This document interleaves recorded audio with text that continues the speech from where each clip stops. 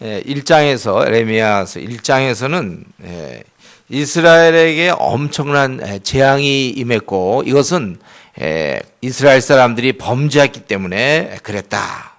그래서 그 사실을 많이 강조하고 지금 오늘 2장에서는 특별히 하나님의 그 진노 이것을 강하게 부각시키고 있는 것입니다. 그래서 1절부터 여기 한 10절까지 이렇게 보니까 하나님께서 진노하심, 특별히 이스라엘을 버리셨다 그거예요. 그래서 여기 처음에 시온을 구름으로 덮었다. 그래서 이 구름으로 덮음으로 빛이 없는 거예요. 이스라엘을 하늘에서 땅에 던졌다 이렇게 되어 있죠. 하늘에서 땅에 던졌다. 사실 옛날에 보면 이스라엘은 빛이 없고 애굽이 어둠이었죠. 근데 이제는 이게 어둠이다 이거죠. 하늘에서 땅에 던지셨다. 그의 진노의 날에 그의 발판을 기억하지 아니었다. 어떻게 보면 이 이스라엘이야말로 하나님의 발등상이라고도 볼 수 있는데 그것을 기억하지도 않았다는 거죠. 그리고 2절에 보면은 이제 견고한 성체들을 허물어 땅에 엎으시고 나라와 그 지도자를 욕되게 하셨다. 결국은 그 성을 다 없애고 그걸 다스릴 수 있는 나라 또 그 지도자를 욕되게 하셨다는 것이죠. 결국 하나님 나라로서 무의미하게 만들었다는 것입니다. 맹렬한 진노로 이스라엘의 모든 뿔을, 여기서 항상 성경에서 뿔이 나올 경우는 그 힘을 얘기하는 거예요. 그러니까 힘을 빼앗기고 하나님께서 오른손을 뒤로 거두어 들이시기 때문에, 즉 도와주지 아니하시기 때문에 맹렬한 불이 사방으로 불사르같이 야곱을 불사렀다. 그 원수같이 그의 활을 당기고 대적처럼 그의 오른손을 들고 서서 눈에 들은 아름다운 모든 사람을 죽이셨으며 딸 시온의 장막에 그의 노를 불처럼 쏟으셨다. 이 아름다운 모든 사람인 것은 하나님 나라의 백성을 얘기하는 것이죠. 딸 시온의 장막, 바로 이스라엘인데 바로 이 모든 것은 5절에 있는 것처럼 주께서 원수같이 되어, 이런 표현은 보통 안 쓰는 표현이죠. 원수같이 됐다는 거. 원수같이 돼 이스라엘을 삼키고 모든 궁궐과 성들, 거기에 근심과 애통, 이것을 더하셨다. 지금 이 에레미야 선지자가 이렇게 왜 자꾸 말씀합니까? 이건 명확합니다. 이건 아주 명확한데 뭐냐면 이스라엘 백성들아 좀 알아라. 너희들이 지금 고통당해서 힘들다고 한탄하고 힘들어하는데 그것은 바로 너희가 재수가 없어서 그런 것도 아니요, 운이 다해서도 아니라 하나님 앞에 너희가 범죄했기 때문에 하나님으로부터 지금 벌을 받는 것이다. 그것을 말씀하는 것입니다. 너희가 범죄한 대가다 그거예요. 선택 민족의 특권도 사라지고 하나님과 교제가 끊기고 어려움은 더욱더 가중되는 것, 이것은 바로 하나님의 형벌이다.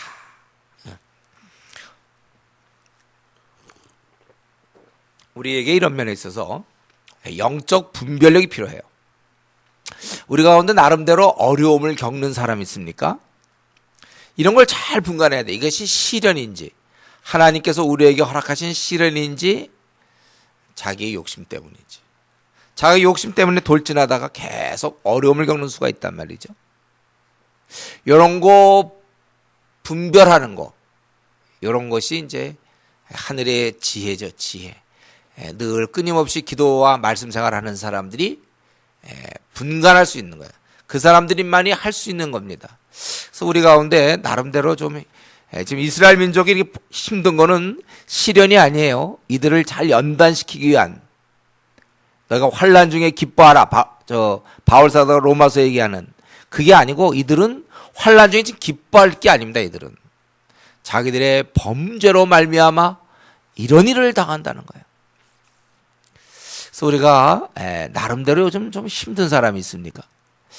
왠지 이렇게 좀 갑갑하고 이거 왜 힘드나를 잘 분간해야 돼. 하늘로부터 오는 시련인지 아니면 내 속에서부터 나오는 욕심 때문에 겪는 시험인지, 이걸 잘 분간해야 돼요.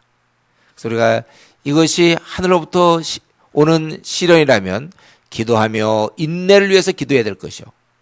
이게 내 욕심으로부터 생긴 촉발된 그런 어려움이라면 회개를 해야 되는 겁니다. 이들은 지금 회개할 타이밍이에요. 견딜 타이밍이 아니고 하나님께서 막 이들을 힘들게 하고 있는 거예요. 고통을, 유다의 근심과 애통을 더하셨도다. 그러면서 과연 그러면 하나님께서 이스라엘을 버리셨는지, 이런 아픔이 오고 고통이 온다고 해서 그 버리신 건가? 이 버리셨다는 그 확실한 증거가 무엇인가? 그 6절부터 이제 10절까지 쭉 나오는 거지만 바로 성전을 포기하셨다는 거예요. 하나님께서 성전을 포기했다. 이스라엘이 그렇게 믿고 의지하던 성전이 버려지는 것이고, 이스라엘의 것은 도저히 이스라엘 사람들에게는 상상조차 할 수 없던 거예요. 근데 여기 보니까 6절에 주께서 그의 초막을 동산처럼 헐어버시며 그의 절기를 폐하셨도다. 여호와께서 시온에서 절기와 안식일을 잊어버리게 하시며 그가 진노하사 왕과 제장을 멸시하셨도다.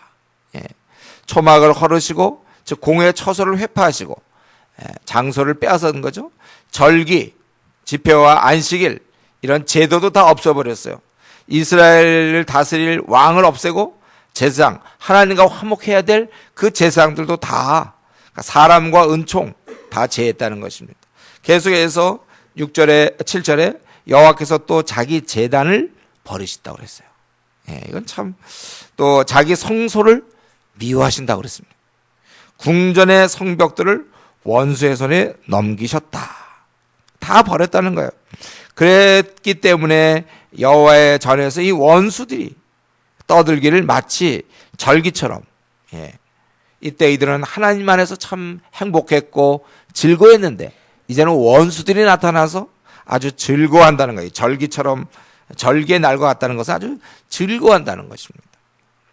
그러니까 이게 단지 성소가 무너지는 정도가 아니라 이방인이 들어와 즐긴다는 것은 완전히 하나님께서 성전을 버렸다는 뜻이에요.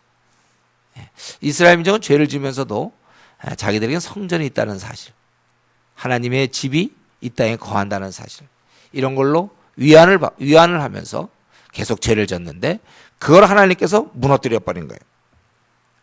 그래서 여기 보면은 8절에 이것이 확실히 하나님의 의도라는 거예요. 여호와께서 딸 시온의 성벽을 헐기로 그랬어요. 결심한다 그랬잖아요. 결심하시고 줄을 띄워 무너뜨리는 일에서 손을 거두지 아니하사 성벽과 성곽으로 통곡하게 하셨음에 그들이 함께 세하였다. 그러니까 갈대아인에 의해서 이 유다가 멸망당한 것이 아니라 사실은 하나님께서 그러신 것이다.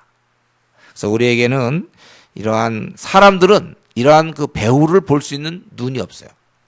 하나님이 이렇게 하시는데 여러분이 살면서 하나님이 어떻게 하시는가를 이렇게 자주 보면서 사는 건 참 중요한 겁니다. 하나님은 어떻게 하고 계시는가? 우리의 평범한 일상사 같지만 그 안에는 하나님의 어떤 섭리들이 있단 말이에요. 아, 하나님이 이렇게 하시는구나. 이런 우리가 잘 분간할 수 있는 그런 눈이 필요해요, 우리에게. 그래서 계속해서 하나님이 이렇게 하셨기 때문에 성문이 땅에 묻히며 빗장이 부셔져 파괴되고 왕과 지도자들이 율법 없는 이방인들 가운데 있으며, 율법이라는 것은 이스라엘에게 주신 독특한 점이죠. 하나님의 자녀에 대한 증거라고도 볼 수 있어요. 근데 그 율법도 없는 이방인 가운데서 왕과 지도자가 왜 있습니까? 다 이제 포로로 잡혀간 거예요. 아무 역할도 못하는 겁니다. 이 왕과 지도자들은 이스라엘 사람들 가운데 있어야 되는데 이방인들 가운데 있다. 포로로 잡혀갔으며 자기들이 해야 될 그 어떤 일도 없다는 거예요.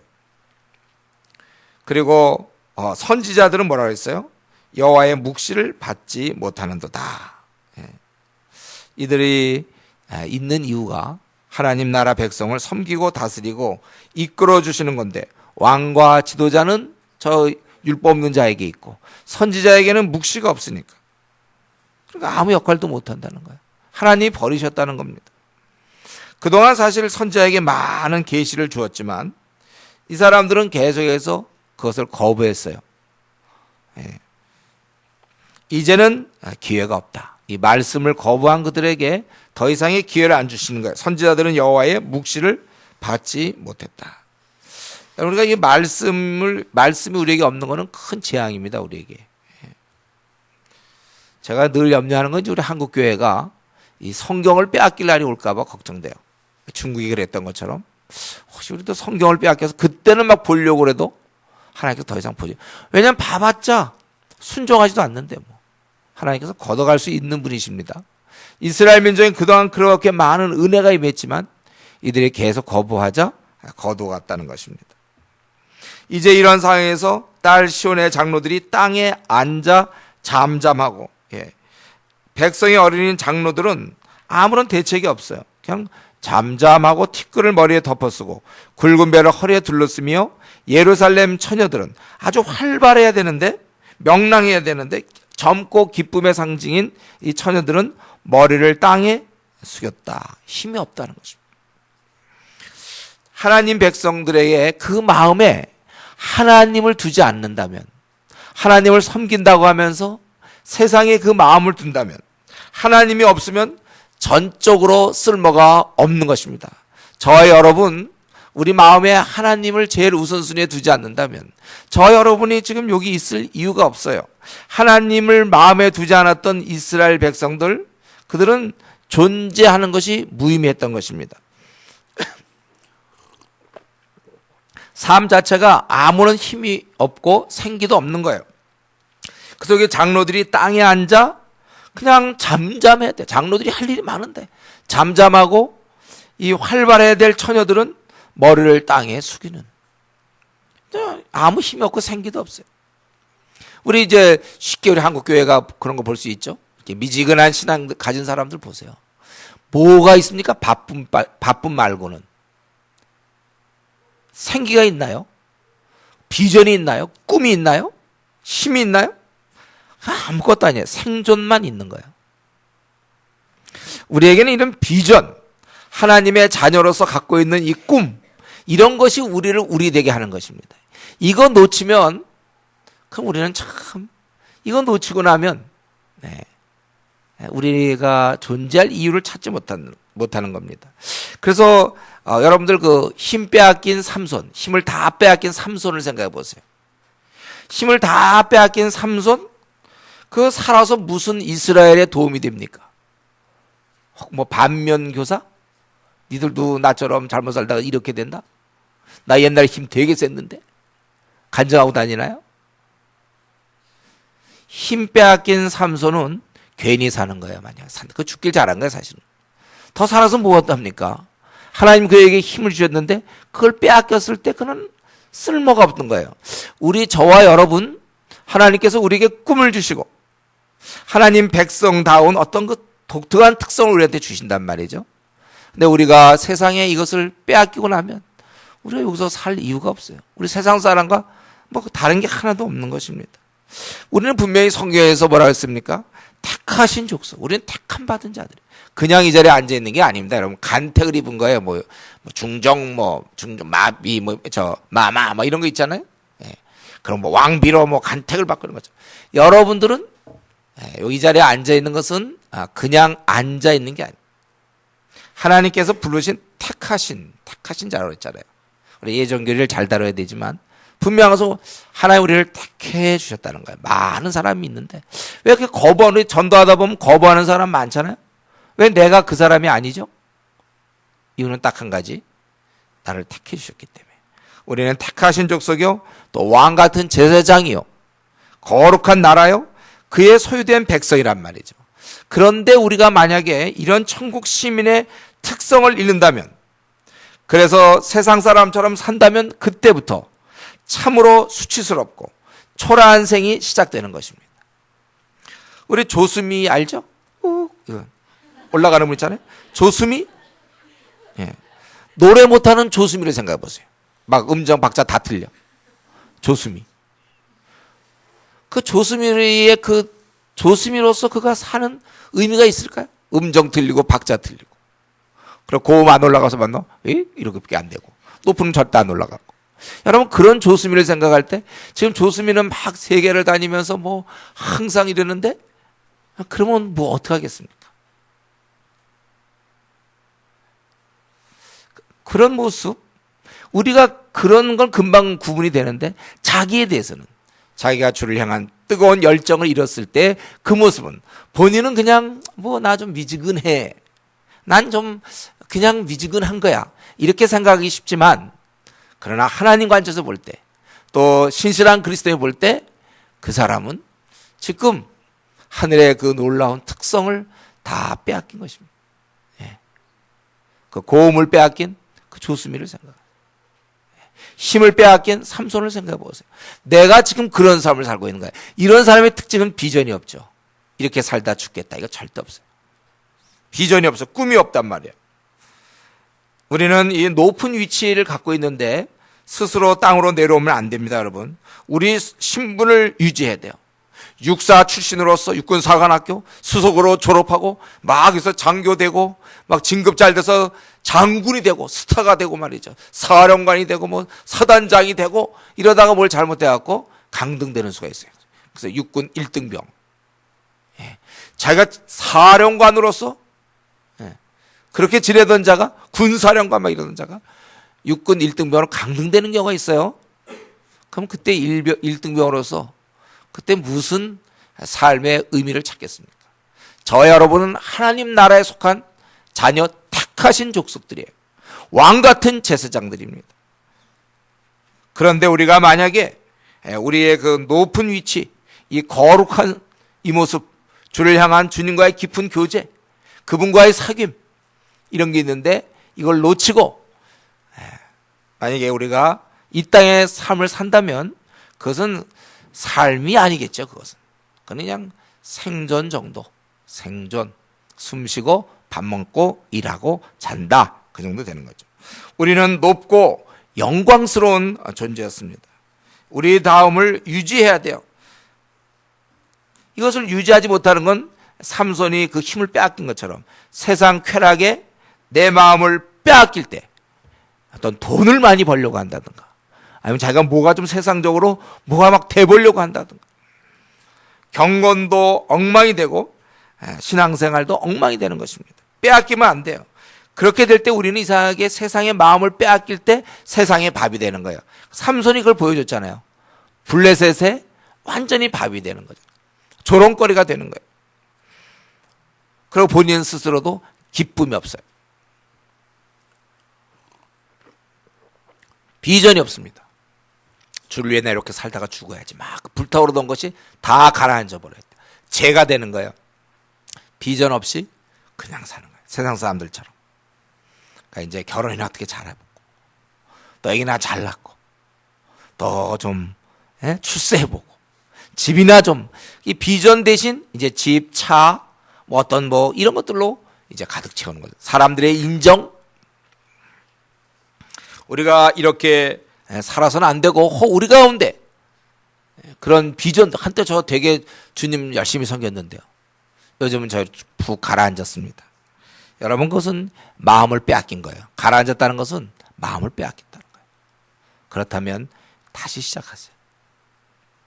다시금 주님 앞으로 나가서 자신이 원래 그 천국 그 백성의 신분을 유지해야 되는 것입니다. 그래서 이제 이 모든 것은 바로 과연 하나님께서 성전을 포기하셨다.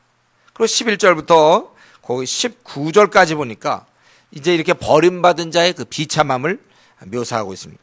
그러니까 예레미야 선지자가 가만 보면은 아주 강한 분이에요. 이런 걸 막 그렇게 이제 막 얘기하는 거예요. 우리의 그 비참한 모습을 보여줌으로써 이들이 돌이킬 수 있게 하도록 그렇게 하는 것입니다. 그래서 여기 보니까 세 가지인데, 우선 먼저 보니까 11절에 먼저 이 버림받은 자의 비참함에 대해서 좀 얘기하면서, 먼저 내 눈이 눈물이 상하며 내 창자가 끊어지면, 하도 울어가지고 창자가 끊어져. 얼마나 울었으면, 또 눈이 눈물에 상해. 여러분, 이 눈이 있잖아요. 눈물에 상해. 하도 우니까 상해진다. 내 창자가 끊어, 내 간이 땅에 쏟아졌으면, 간이 어떻게 해서 빠져나와서 땅으로 쏟아지는지 모르겠지만은, 아주 너무나 자기 몸의 지체가 상할 만큼 울었다는 거예요. 왜냐하면 백성들이 패망했기 때문에. 그래서 어린 자녀와 젖 먹는 아이가 성읍 길거리에서 기절함이라. 정도가 심한 것을 얘기하죠. 도대체 어떠한 모습입니까? 이 버림받은 자의 비참한 모습. 첫 번째는 12절에 있는 것처럼 기근이에요. 기근. 그들이 성읍 길거리에 상한 자처럼 기절하며 그의 어머니들의 품에서 혼이 떠날 때요, 어머니들에게 이르기를. 그러니까 여기 보면 아주 그 어린아이라고 볼 수 있겠죠. 곡식과 포도주가 어디 있느냐 하도다. 혼이 떠날 때, 그러니까 죽어가면서도 이들이 못 먹는 거예요. 그러니까 죽어가면서 그 양식이 어디 있냐고서 죽는다는 거예요. 이건 기근을 얘기하는 것입니다. 이러한 비참함은 어떻게 비교할 수가 없어. 13절에 너를 어떻게 비교하여 너를 위로할까? 너의 파괴됨이 바다같이 크니 누가 너를 고쳐주소냐. 그 파괴됨이 바다처럼 됐다. 굉장한 파괴를 얘기해. 그러면서 이렇게 된 이유는 바로 그 엉터리들, 거짓 선지자죠. 14절에 네 선지자들이 내게 대하여 헛되고 어리석은 묵시를 보았으므로 내 죄악을 드러내어서 내가 사로잡힌 것을 돌이키지 못하였도다. 그들이 거짓 경고와 미혹하게 할 것만 보았도다. 이렇게 된 이유는 거짓 교사가 나타나서 이들을 죄악을 드러내야 되는데 드러내지 못했다는 거예요. 고쳐야 될 병인데 괜찮다고 그런 거죠. 의사가 이제 암인데 예를 들면 이거 빨리 고쳐야 돼. 초기 고쳐야 되는데 괜찮아요. 당장 그 사람한테 놀람을 주지 않으려고. 괜찮아요. 다 죽어가는데. 그 당시에 보니까 이들이 왜 이렇게 기근으로 버림받은 자의 비참함, 첫 번째가 기근이라고 그랬는데 왜 이들은 기근을 당해야 되는가? 이것은 이들이 죄악을 회개할 기회를 거짓 교사들이 막아서 그렇다는 거예요. 괜찮다. 분명히 여기 보면은 14절에 내 죄악을 드러내어서 내가 사로잡힌 것을 돌이키지 못하였도다. 저는 오늘날 한국교회 염려가 돼요. 이런 말씀 들을 때 죄인들의 그런 죄를 그냥 덮어주고, 오늘날은요 사랑, 하나님은 사랑이시다. 그래서 그가 아주 잘못을 하고 죄를 졌는데도 불구하고 용서하신다. 가장 대표적인 그거잖아요. 그 가늠하다가 잡혀온 여인, 그거 용서해줬다고. 밤낮 떡하면 그 얘기예요. 용서해주신다. 하나님 용서해. 하나님 회개할 때 용서하시는 거죠. 너희가 너희 죄가 없다 하면 하나님 거짓말하는 자라고 그랬어요. 우리가 우리 죄를 자복하면 저는 우리의 죄를 사하신다고 그랬죠. 자백할 때 사하는 거예요. 그냥 용서다. 사람들이 많이 몰려오죠. 그런 얘기 들으면 위로받으려고. 자기의 그 죄를 둔하게 해줄 수 있으니까. 양심의 고발을 가려줄 수 있으니까. 우리는 워낙 인간들은 다 부족합니다. 뭐 이런 말들. 우리의 연약함이 죄를 짓는데 여러분, 그것이 우리에게 어떤 합법적인 그런 기회를 주는 게 아니에요.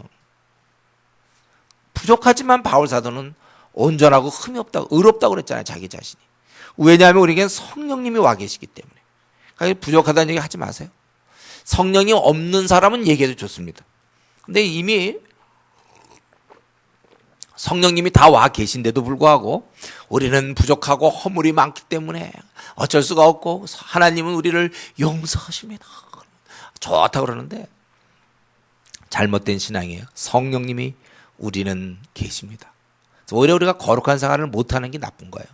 근데 자꾸 지금 우리 한국교회 분위기도 자꾸 그런 쪽으로 얘기한다면 우리가 연약하지 않습니까? 여러분, 우리는 뭐 부족합니다. 그러니까 위로를 해주고 괜찮습니다. 부족해도 우리 하나님은 여러분을 사랑하십니다. 그러면요, 아멘 막 나오는 거예요. 부족해도 하나님 사랑하시죠. 그러나 성령님이 와 계신 자들이 어째서 부족합니까? 게으르겠죠. 자기가 이미 다 모든 조건을 주셨는데 자기가 안 하고서. 우리가 이런 면에 있어서 오늘날 우리 한국교회가 내 죄악을 드러내서 내가 사로잡힌 것을 돌이키지 못하였도다, 이 말씀을 들어야 돼요. 성도들 마찬가지 서로 피차, 상대방 이런 죄가 있는데 그냥 덮어버려. 그런 짐을 지기 싫어해요. 내가 그것을 지적했다면 그러면 그 지적할 때 어려움, 그냥 좋게 넘어가는 거예요. 우리는 피차 짐을 서로 지라 그랬잖아요. 그리스도의 법을 성취하기 위해서.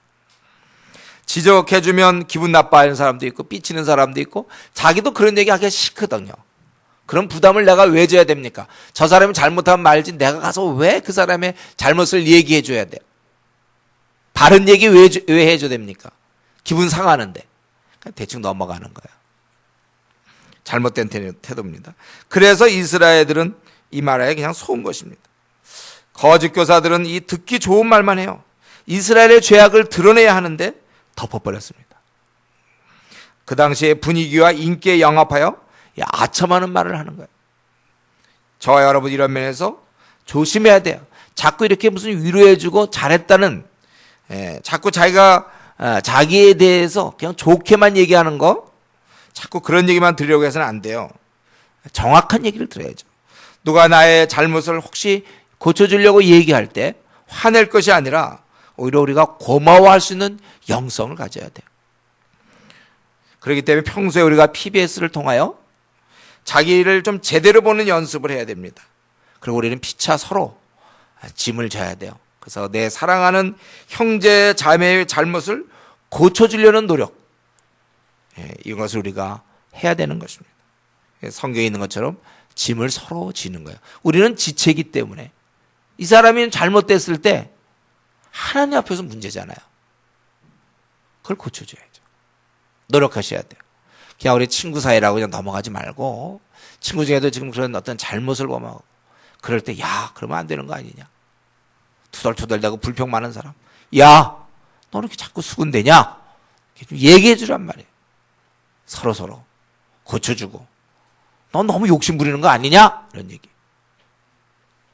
너 저 진실하지 않는데 너 둘러대는 것 같은데 이런 얘기 해줘야죠. 그래야 그 사람이 고치죠. 그냥 둘러대도 그냥 쓱 넘어가고 그냥 좋게 이 사람에게도 괜찮고 저 사람한테도 괜찮고 아무 무난하고 그것이 죄예요. 잘못된 걸 고쳐주지 않는 것. 오늘 본문에서 죄악을 드러내지 못한 이 선지자들 그건 잘못인 것입니다. 그리고 이제 첫 번째가 기근이었다면 두 번째는 15절부터 17절까지 원수의 조롱입니다. 원수의 조롱.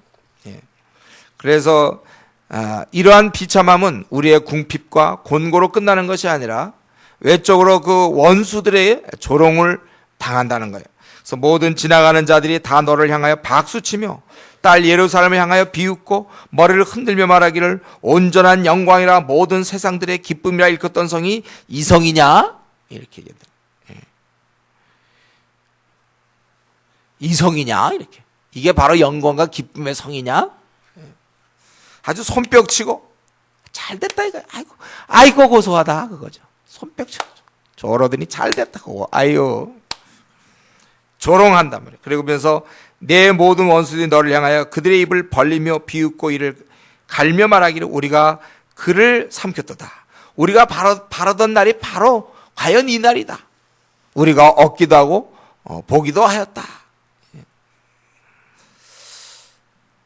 선지자가 이런 원수들의 모습을 기록한 것은 이스라엘로 하여금 좀 자극을 받도록 이들은 도무지 힘들다고 얘기하지 자기들이 지금 얼마나 비참한 처지에 있는지를 몰라.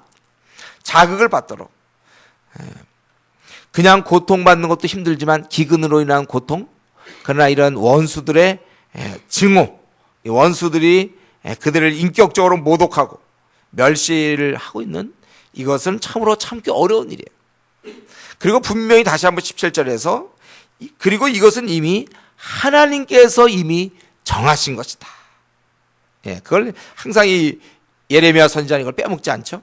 여호와께서 이미 정하신 일을 행하시고 옛날에 명령하신 말씀을 다 이루셨으며 궁일이 여기지 아니하시고 무너뜨리사 원수가 너로 말미암아 즐거워하게 하며 내 대적자들의 뿔로 높이 들리게 하셨도다.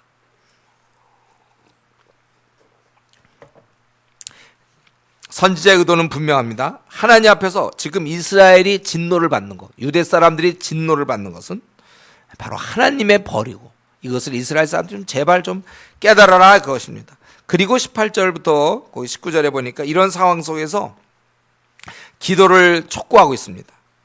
상황이 비참한 것을 얘기하고 그들이 18절에 그들의 마음이 주를 향하여 부르짖기를 딸 시온의 성벽아 너는 밤낮으로 눈물을 강처럼 흘리자다. 성벽 보고 눈물을 흘리는 것은 의인화라는 걸 알 수 있죠. 네, 의인화. 울어라 이거야. 밤낮 울어야 된다. 밤낮으로 눈물을 강처럼. 얼마나 눈물이 흐르면 강처럼 흐를 수 있어요, 여러분? 그렇게 울라는 거예요. 스스로 쉬지 말고 내 눈동자를 쉬게 하지 말지어다. 예. 초저녁에 일어나 부르짖을지어다. 이렇게 울면서 또 19절에 보면은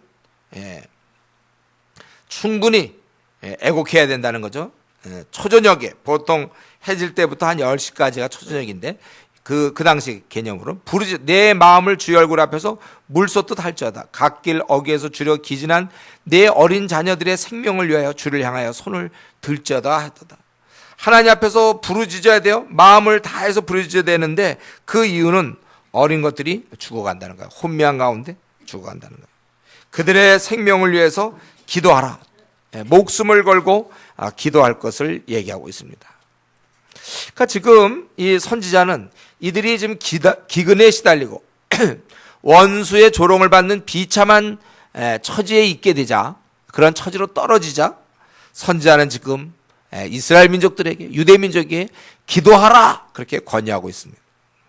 우리는 여기서도 보면 어쩔 수가 없는 것 같아요. 항상 이런 면에 있어서는 그때나 지금이나 우리 곤고한 인생이 살 수 있는 길은 이것밖에 없는 거예요. 좀 성경을 여러 번 보면요, 무슨 새로운 얘기가 나오는 것 같지만 늘 보면 같은 얘기예요. 지금도 결국 뭡니까? 이런 가운데 아주 곤고할 때 할 수 있는 거는 기도하라. 신약에 들어와서 마찬가지죠. 야고보 선생도 너희 중에 고난당하는 자가 있느냐? 저가 기도할 것이요. 아주 무슨 다른 방법을 자꾸 제시하는 게 아니에요. 너무 딱 한 가지 방법이에요. 힘든 사람 있습니까, 우리 중에? 이유는 한 98가지가 좋아요, 여러분. 270가지도 좋아요. 어쨌든 나는 지금 힘들다 이런 사람 있어요? 어쨌든 나는 이렇게 좀 행복하지 않다. 어쨌든 나는 기쁨이 없다. 좀 곤고하다. 그냥 우리가 이런 환경을 잘 받아들이는 것도 좋지만, 그러나 인내도 좋지만 내가 힘들 때 하나님께 울부짖어야 돼. 하나님, 나는 솔직히 지금 이게 힘듭니다. 그걸 기도하란 말이에요. 이것밖에 없어요. 우리 곤고한 인생이 우리가 쓸 수 있는 무기는 딱 한 가지, 바로 기도입니다. 내가 1년 전만 다시 돌아갔으면, 내가 한 3년 전만 내가 다시 돌아갔으면 참 좋을 뻔했는데, 5년 전만 내가 돌아갔으면 내가 참 이렇게 될 텐데, 지금 내 모습이 이게 뭡니까? 혹시 그렇게 생각하는 사람이 있습니까? 기도하세요. 기도는 모든 문제 해답이에요.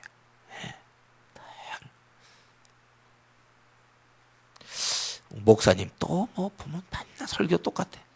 힘들면 기도하라. 오늘도 또 기도하라는 거. 이것밖에 없대. 이거 사실은 어떻게? 누가 자꾸 배고프다면 밥 먹으라는 얘기밖에 뭘 더 하겠습니까? 야, 밥 먹어라. 그래서 집에서 부모님들, 야, 밥 먹어라. 어떤 엄마는 애 쫓아다니면서 밥 먹기도 하죠. 배고플 때 대안은 먹는 거지. 다른 게 있습니까? 배를 누르랍니까? 뭐가 있습니까? 배고프면 먹어야.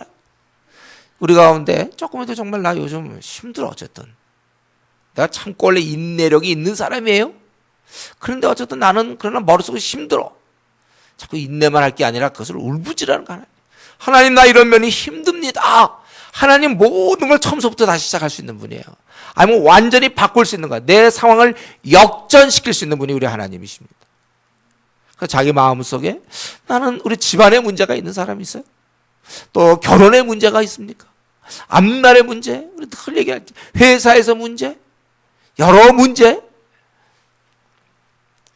하나님 앞에 기도하라.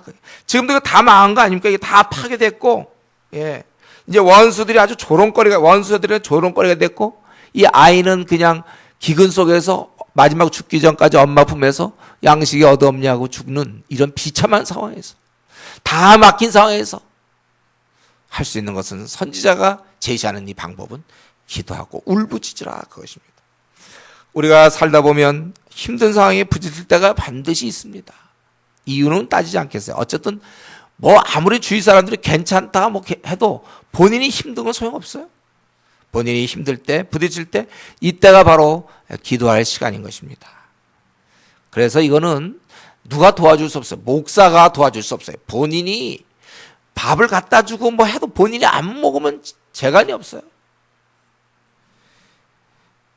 본인이 각자 부지런히 기도할 때입니다. 그래서 이것을 뚫고 나가야 돼. 이 상황을 알아서 뚫고 나가야 돼요.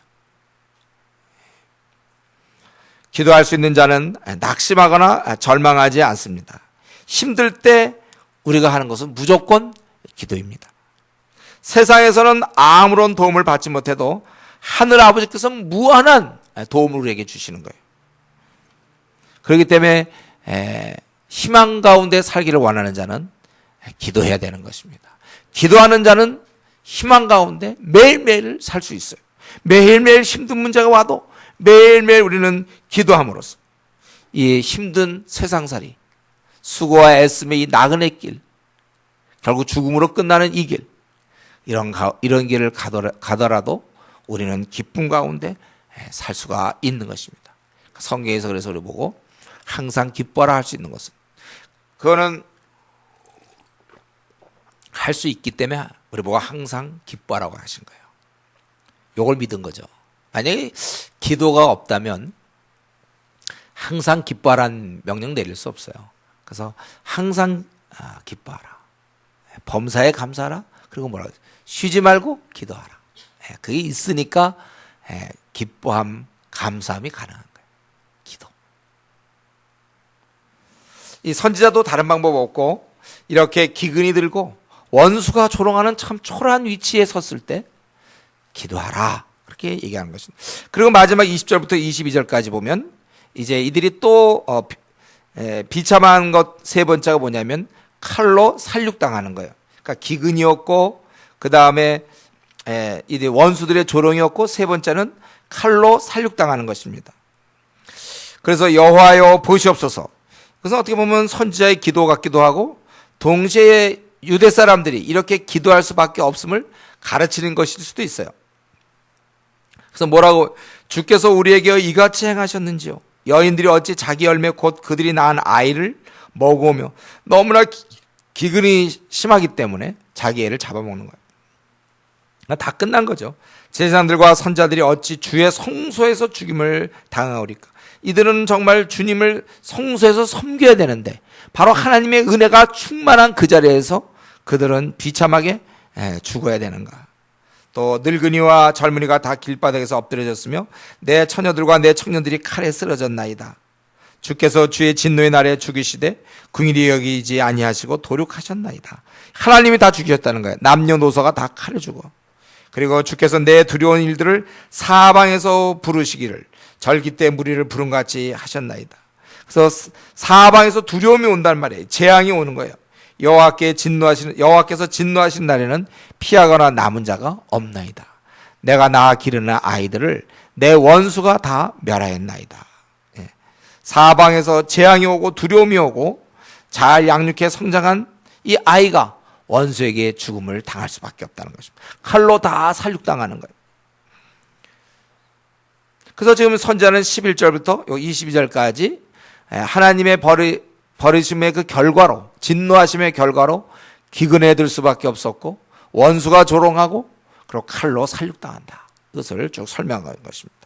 지금 이렇게 설명하면서 그는 그런 중간중간에 우리가 하나님 앞에 돌아야 되고 울부짖어야 된다는 것을 강조하고 있습니다. 지금 우리는 이 예레미야가 이 2장의 말씀을 볼 때, 지금 우리 선지자는 정말 최선을 다하고 있는 거예요. 이전에는 말 안 듣는, 우리 예레미야서를 보면 이 말 안 듣는 그 이스라엘 사람들, 말 되게 안 듣거든. 그 사람들을 해서 제발 그렇게 살지 말고 하나님의 벌을 받지 말라 그렇게 외쳤던 이 예레미야는 지금 어떻습니까?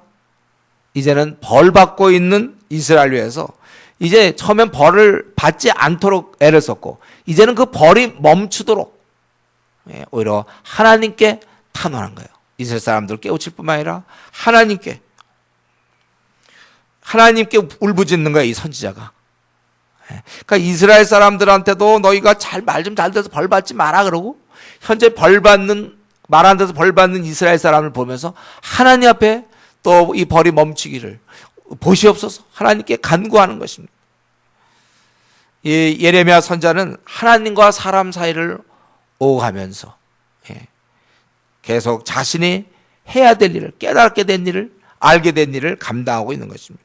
그는 이 이스라엘 하나님 나라의 백성을 위해서 일할 뿐이지 자기 어떤 안위를 위해서 일하고 있는 것은 아닙니다. 여러분, 우리가 이 예레미야 선지자, 우리보다 훨씬 이전의 사람이죠. 그렇지만 우리는 이 예레미야 선지자가 이렇게 사는 것을 우리가 볼 수 있어요. 그는 자신의 앞날이나 사람들로부터 인정받는 그런 것에 그가 막 노력한 것이 아니고 바로 이 연약한 이스라엘 백성을 위해서 그는 그들을 가르치고 권면하고 기도하고 하나님께 탄원하면서 그가 생을 살아왔다. 우리 이것을 오늘 이 본문을 통해서 볼 수 있습니다. 이런 면에서 우리 자신을 한번 이 예레미야 선지자가 이렇게 막 정성을 다하여 이스라엘 민족을 지적하고 하나님 앞에 탄원하는 이런 모습을 통해서 나는 어떠한 길을 가고 있는지, 내 생은 지금 어디에 쓰고 있는지 우리 자신을 한번 돌아봐야 될 것입니다. 여러분, 우리 스스로 그렇게 질문할 수 있습니까? 우리나라의 850만 한국의 연약한 교인들을 위해서 정말 내가 할 수 있는 최선을 다하여 그들을 섬기고 있는가? 이 예레미야는 자기의 모든 걸 다하여 이들이 바벨론으로 잡혀가기 전까지는 또 그들을 경고하고, 잡혀간 이후로는 또 이렇게 애가를 지어가지고 그들을 다시 하나님께 돌아오도록 애를 쓰고 있단 말이에요. 아주 그냥 직접적으로 이런 것을 다 말하고 있어요. 여러분, 우리가 한 번 주어진 생, 우리도 이렇게 좀 예레미야처럼 우리가 좀 살 수 없을까? 우리 자신을 한번 생각해 봐야 될 것입니다. 오늘날도 사실 우리 이 땅에 예레미야 시대 때는 또 이스라엘 민족이 그렇게 살았잖아요. 형편없이 살았어요. 하나님의 진노를 받을 수밖에 없을 만큼 형편없이 살았습니다. 그럼 과연 오늘날 우리가 살고 있는 이 땅은 또 어떻습니까? 제가 보기에 이 땅에도 온통 고통과 아픔이 아주 넘쳐나고 꽉 차 있어요. 가정에서는 부부간의 싸움, 이혼, 친척 간의 오해와 미워함, 자녀 학대, 어떨 땐 자녀 살인도 있어요. 이때는 이제 배고파서 잡아먹었지만, 나이 드신 분을 버리거나 자녀들이 부모님께 불순종하고, 또 동성연애가 있고, 도박에 미친 사람들이 있고, 게임에 중독된 사람, 알코올 중독된 사람, 사주팔자 보면서 점집에 들락날락 거리는 사람, 점치는 사람, 무당들, 이단들의 아주 극성을 부리고 있는데, 그 극성 부리는 그 많은 이단들, 청소년의 탈선, 일진회, 이런 거 있어요. 정치인들의 거짓말, 막말, 양극화 현상, 불륜, 매춘, 인터넷의 온갖 음란물, 사기치는 것, 자살, 온통 미움과 속임과 갈등 싸움, 또 국가 간에 서로 자기 것이라고 우기고 이익 다툼, 이러한 가운데서 존재하는 교회는, 오늘날의 교회는 유감스럽게도 세속화되어 있고 교회 멤버들이 타협해서 미지근한 신앙을 갖고 있는 바로 이런 것입니다. 하나님 보실 때 이 땅에 그렇게 무슨 소망이 있습니까? 소돔과 고모라 때 형편없다고 그랬지만 과연 지금 우리 시대만큼 형편없었을까요? 제가 보기에 훨씬 더 타락한 세상입니다. 이 깊어진 신라권의 인간들의 이 상처와 갈등, 갈 때까지 간 인간의 도덕적 부패, 죄인들의 불의, 우리는 이러한 세상을 지금 살아가고 있습니다. 저와 여러분은 하나님의 자녀로서 이 땅의 형편없는 모습, 이 한가운데 우리가 있다는 것입니다. 마치 예레미야가 그 당시 이스라엘 민족, 타락한 민족 가운데 한가운데 있으면서 하나님과 인간 사이를 오락내락하면서 그가 인간을 야단치기도 하고 하나님께 탄원하기도 하고 그는 그렇게 살았어요. 우리도 마찬가지로 전능하신 거룩하신 하나님과 이 형편없이 죄 가운데 빠져있는 이 인간들, 우리는 이러한 가운데 껴서 우리의 긴장을 풀 것이 아니고 이 죄악에 만연한 이런 세상을 위해서 우리도 눈물을 흘려야 되는 것입니다. 이 땅의 어리석은 인간들의 그 행동과 죄악에 깊이 그 찌든 삶, 뿌리 깊은 죄성, 타락한 생활, 그런 상처투성이의 인간들의 갈등, 또 이 교회의 세속적인 모습들, 우리 이것을 바라보면서 우리도 사실 예레미야 선지처럼 자기 눈이 눈물 때문에 상할 정도로, 간이 땅에 떨어질 정도로 우리가 이들을 생각하면서 슬퍼하고 울어야 될 것입니다. 회복을 위해서 하나님께 간구해야 되는 것입니다. 우리가 이 땅에 있는 동안 마찬가지로 우리도 하나님의 백성들, 이 연약한 한국교회를 생각하면서 마음을 찢으며 간구해야 되는 겁니다. 우리 1장에서 살펴봤지만 그 당시에는 예레미야라는 선지자가 있었고 오늘날은 우리가 있다. 내가 있는 거예요. 우리가. 이 시대에는 우리들 각자가 있습니다. 여러분이 참으로 오늘 이 예레미야 이런 영성, 내 눈이 눈물에 상하며 11절에 있는 것처럼 내 창자가 끊어지며 내 간이 땅에 쏟아졌으니, 이러한 좀 간절한 마음을 갖고 하나님의 곧 진노를 받을 수밖에 없는 이 땅을 우리가 참 안타까운 마음으로 위하여 중보기도 하는 또 다른 이 시대의 예레미야, 그러한 인물로서 우리가 살아갈 수 있기를 바랍니다. 같이 한번 우리 기도하겠습니다. 이스라엘 백성들이 이렇게 고통받는 것은 범죄함으로 하나님께 이렇게 당하는 것입니다. 하나님께서 진노하시는 것. 그래서 이들은 비참하게 되었습니다. 하나님의 아들, 딸들이 하나님의 그런 영광스러움, 거룩함을 잃어버리고 미지근한 자가 되었을 때 이들은 비참할 수밖에 없고 세상의 조롱거리가 될 수밖에 없습니다. 이때 오직 할 수 있는 건 하나님께 나가는 것 외에밖에 없어요. 고통 중에 있을 때 기도 외에는 없습니다. 우리 모습 속에 내가 정말 이런 문제 나는 오랫동안 고통을 받습니다. 주여 은혜를 베풀어 주시옵소서. 그리고 울부짖으며 나가야 될 것이고, 오늘 우리 예레미야 선지자를 통하여 우리도 이 시대에 예레미야 선지자처럼 이 시대를 책임지고 하나님과 인간 사이로 왔다 갔다 하면서 기도하고 간구하는 그런 사람이 되게 해달라고 이 시간 같이 한번 통성으로 기도하겠습니다.